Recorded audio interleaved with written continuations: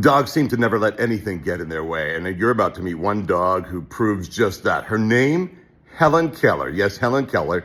She is blind, and she certainly has a nose for, get this, pythons. Take a look. Martin County trapper Mike Kimmel eradicates these invasive snakes for a living.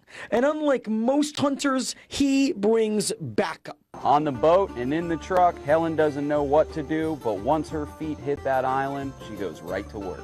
The reinforcements are Kimmel's blind dog, not seeing impaired, but without any eyeballs at all. Let's just say she's appropriately named. I'm taking out my blind dog, Helen Keller, to find some pythons. All she's got is that nose. She don't got no eyes.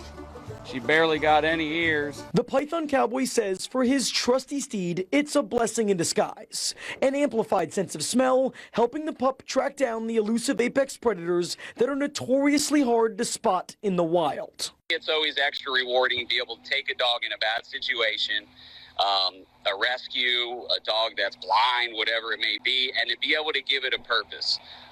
Almost use its disability for its advantage in a way. On this hunt across the alley last week, Helen Keller lived up to her name after a few hours of sniffing. Yo, Python! Travis, come here!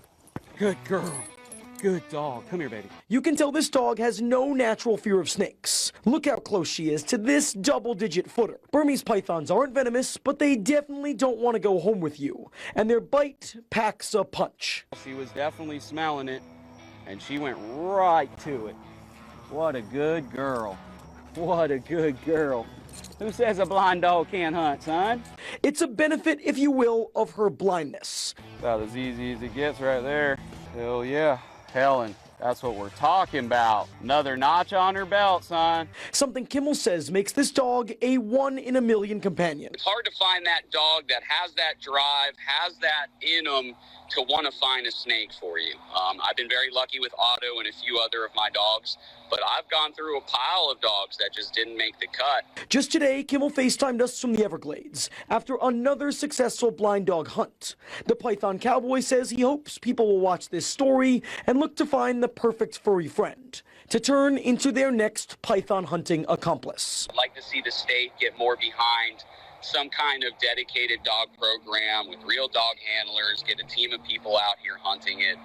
And, I feel like they're not utilizing the dogs like they need to. So you know me, at the end of the day, I do not support buying or selling leather goods. I support Helen Keller. And in this situation, as the Python Cowboy said, he gave Helen Keller a purpose. And that is what we all need.